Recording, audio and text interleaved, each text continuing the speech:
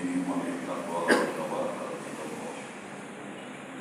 أشهد أن لا إله إلا الله وأشهد أن محمدا عبده ورسوله. اللهم صل وسلم وبارك على سيدنا محمد وعلى آله وصحبه أجمعين. أما بعد. ويا أيها المسلمون رحمكم الله، أوصيكم وإياي بتقوى الله وطاعته في كل وقت لعلكم تفلحون. قال الله تعالى في كتابه الكريم: أعوذ بالله من الشيطان الرجيم. بسم الله الرحمن الرحيم. ولله على الناس حج البيت من استطاع إليه سبيلا ومن كفر فإن الله غني عن العالمين. الآية. وقال رسول الله صلى الله عليه وسلم: العمرة إلى العمرة كفاية لما بينهما والحج المبرور ليس له جزاء إلا الجنة. صدق الله وصدق Rasulullah. Sebagai ungkapan sekaligus realisasi dari rasa syukur kita kehadirat Allah Subhanahu wa Ta'ala, Zat yang telah menciptakan bumi tempat kita berpijak, Ilahi Rabbi yang telah menciptakan langit lajuwardi yang luas tanpa batas tempat kita bernaung dan berteduh, khususnya Rabbul Izzati yang telah menciptakan kita manusia selaku insan paripurna. Seyogianya lah selama nafas kita masih berdesak, jantung kita masih berdetak, kita dianjurkan untuk senantiasa taat, tunduk dan patuh atas segala perintah-perintahnya dan meninggalkan segala larangan-larangan. Dan salah satu cara yang paling efektif untuk menembus obsesi kita tadi, marilah pada kesempatan yang sangat baik ini kita tingkatkan kembali iman, takwa, dan tawakal kita kehadirat Allah Subhanahu wa Ta'ala. Mudah-mudahan dengan peningkatan iman memperbesar rasa takwa sekaligus mempertebal penyerahan totalitas kita kepada Allah, saldo hidup kita masih mukjizat dan berkualitas di sisi Amin. Hadirin Allah, kekasih Rasul yang berbahagia, salawat dan salam senantiasa kita curahkan kepada manusia pilihan Allah, manusia yang telah mengajarkan kepada sahabat-sahabat beliau, manusia yang telah mencontohkan kepada pengikut-pengikut beliau, manusia yang telah menggambarkan kepada kita sebagai umat apa yang beliau ajarkan, apa yang beliau contohkan, dan apa yang beliau gambarkan. Dia adalah kaidah-kaidah atau norma-norma dinul Islam. Rangkaian kaidah tadi pada hakikatnya merupakan suatu pedoman, merupakan suatu patokan acuan sekaligus referensi bagaimana manusia bersikap tindak, bagaimana manusia berperilaku, bagaimana manusia berinteraksi, bagaimana manusia mengadakan hubungan timbal balik di dalam hidup dan kehidupan. Beliau satu-satunya uswatun hasanah yang amat kasih terhadap keluarganya, amat sayang terhadap umatnya, yaitu junjungan kita bersama Nabi Muhammad sallallahu alaihi wasallam. Insyaallah pada hari yang berbahagia hari Jumat ini kita beribadah hanya kepada Allah Subhanahu wa Ta'ala dan yakin insyaallah di yaumil hisab nanti kita akan mendapatkan syafaat beliau. Amin ya rabbal alamin. Hadirin rahimakumullah, kita baru saja saudara-saudara kita, famili kita, tetangga kita menunaikan ibadah haji dan sudah mulai pulang dari Madinah, bukan dari Jeddah, dan insyaallah mungkin terakhir ya pada tanggal 22 insyaallah lagi beda. Nah, saya tidak akan membahas tentang haji, sudah lewat. Tapi saya diharapkan bahwa sepulang haji dari hadis yang saya sampaikan yang diriwayatkan oleh sahabat Imam An-Nasai dan juga Imam Bukhari, khususnya tentang al-haji mabrur. Oleh sebab itu, mari mungkin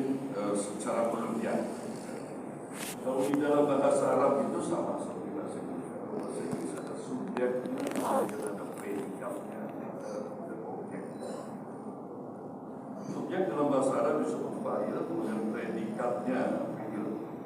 Jadi madrasah biasa kita belajar fa'ala yaqulu ma'ruf wa ma'mur wa fa'ilun dan sebagainya.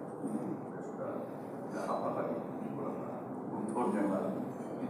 Kemudian objek disebut maf'ul. Nah, kategori maf'ul tadi itu merupakan isim maf'ul dari kata sifat yang seakar dengan kata al-birri. Al-birri yaitu sesuatu yang mengandung kebaikan. Oleh sebab itu, hakikat dari maf'ul adalah sesuatu yang mengandung. Nah, itu secara harfiah. Kita lanjutkan kepada etimologi atau ilmu istilah. Bisa juga dikatakan pendekatan etimologi atau etimologi ilmu. Pendekatan secara ilmu istilah. Apa yang dimaksud dengan maf'ul? Maf'ul adalah haji yang diterima oleh Allah Subhanahu wa Ta'ala yang merupakan hak prerogatif dari Allah. Jadi kita tidak bisa mengatakan kalau itu maf'ul. Karena semuanya yang menilai adalah Allah Subhanahu wa Ta'ala. Namun ada ciri-ciri yang disampaikan oleh Rasulullah SAW dalam sebuah hadis. Di mana hadis ini diriwayatkan oleh Imam Ahmad dan Imam Baihaqi. Ada dialog antara Rasulullah dan para sahabat. An-Jabir radhiyallahu anhu an-Nabiy sallallahu alaihi wasallam qala al-hajjul mabrur laysa lahu jazaa'un. Ini diceritakan oleh sahabat Rasulullah sallallahu alaihi wasallam berkata al-hajjul mabrur laysa lahu jazaa'un. Insyaallah dan ada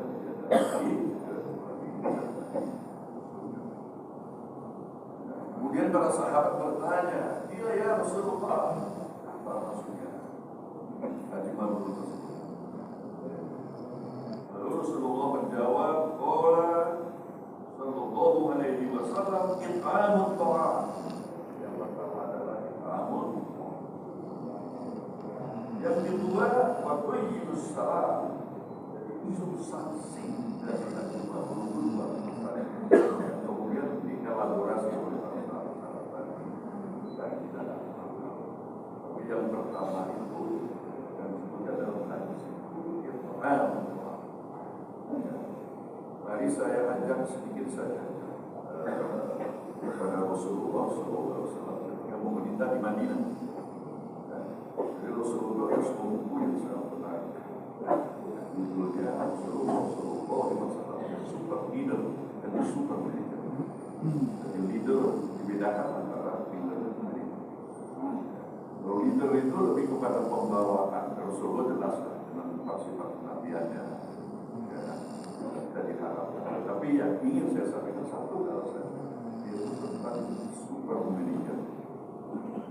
Mungkin ya kaum muslimin pasti paham tentang manajemen. Misalnya apa yang disebutkan oleh George Robinson tentang kuat yang ada planning, organizing, evaluating, controlling dan sebagainya.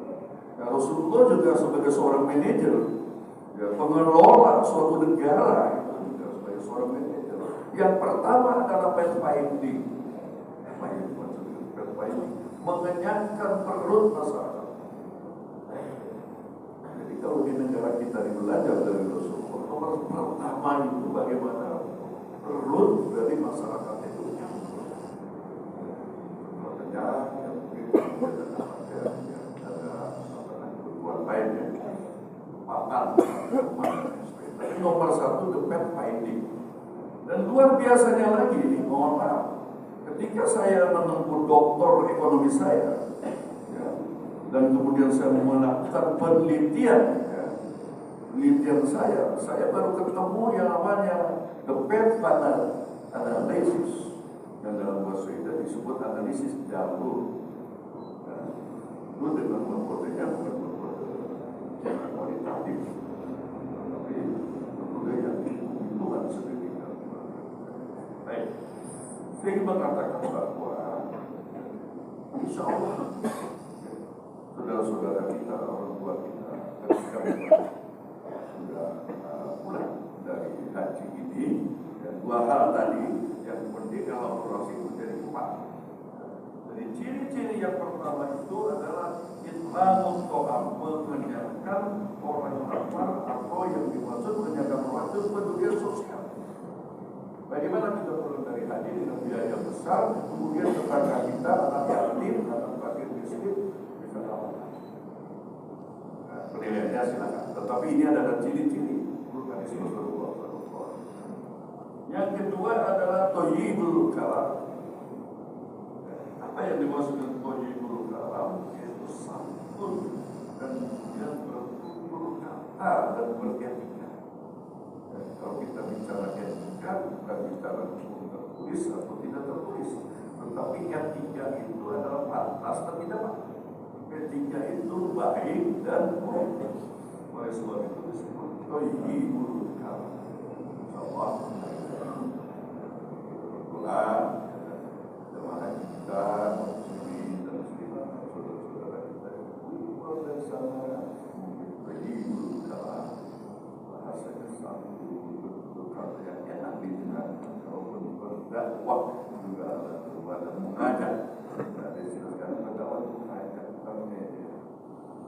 Baik, saya lanjutkan ciri-ciri yang kedua yang disebut dengan ijda'us salam, menebarkan kedamaian. Nah, ini sebetulnya hadirin rahimahullah, mungkin saya sedikit lagi saya sudah menyinggung tentang 4 hal dalam kita. Yang pertama, melindungi segenap bangsa dan negara. Yang kedua, kesejahteraan umum. Yang ketiga, mencerdaskan kehidupan bangsa. Dan yang ketiga yang tidak kalah penting adalah ikut dalam perdamaian dunia. Nah, untuk memperjuangkan apa? Memperjuangkan keadilan sosial, khususnya bagi seluruh rakyat Indonesia dan juga bagi dunia. Inilah sebetulnya yang disebut hak asasi manusia yang sudah disampaikan oleh para pendiri bangsa ketika itu yang dalam panitia persiapan. Nah, bagaimana hubungannya dengan haji mabrur? Yaitu irsalus salam, menyebarkan kedamaian. Paham kita bahwa di Indonesia itu berbagai macam agama. Sebagaimana Rasulullah SAW di Madinah itu kan bukan umat Islam saja. Di sana ada Yahudi, di sana ada Nasrani, di sana juga ada Majusi, di sana juga ada Islam. Tapi semuanya adalah damai. Nah, saya tidak akan terlibat membahas ini. Mungkin kepada agama lebih kepada moderasi beragama, tetapi ya itulah yang penting kita saling hormat menghormati dalam akidah maupun dunia. Dan yang terakhir adalah ibdal suluk, yaitu adanya perubahan perilaku. Allah Subhanahu wa taala berfirman, kalau tidak salah di dalam surat Al-An'am ayat 11, "Alhamdulillah syukur hatta yughayyiru ma bi anfusihim." Allah tidak akan merubah nasib sesuatu kaum, Allah tidak akan merubah nasib seseorang hatta yughayyiru ma bi anfusihim, sehingga orang tersebut, kaum tersebut merubah sendiri. Pertanyaannya, kok Allah tidak campur tangan? Oh, bukan begitu. Karena Allah Subhanahu wa taala itu, manusia itu sudah diberi akal dan nafsu. Dengan akal dan nafsunya itu bisa membedakan mana yang baik, mana yang buruk. Jadi ketika memang bi anfusihim, ada 3 nafsu di sini. Yang pertama nafsu amarah. Nafsu amarah ya, baik manusia sebagai makhluk sosial, manusia sebagai makhluk ekonomis, apalagi manusia sebagai makhluk politik, politikus. Kalau mengikuti hawa nafsu maka tidak akan pernah puas. Oleh sebab itu ada kaidah-kaidah yang disebut kaidah-kaidah dinul Islam. Nah, bagaimana hubungannya ini dengan Al-Qur'an ayat 11 tadi? Bi anfusihim, kemudian ketika menyadari ada nafsu amarah, ada kaidah di depannya, maka perlahan-lahan menuju nafsu lawan. Ini yang disebut awsan di tengah-tengah. Nah, jika memang nafsu lawamah tadi sudah beranjak lagi, insya Allah akan mencapai nafsu mutmainnah jiwanya. Seperti Allah dalam surat Al-Fajr kita salah. Alhamdulillah bersyukur ya Tuhan nafsu mutmainnah. Jadi bila mau bikin wajibah bertuli di ibadi buat. Nah, jadi 4 hal ini mudah-mudahan lagi-lagi bahwa mabrur adalah hak prerogatif Allah.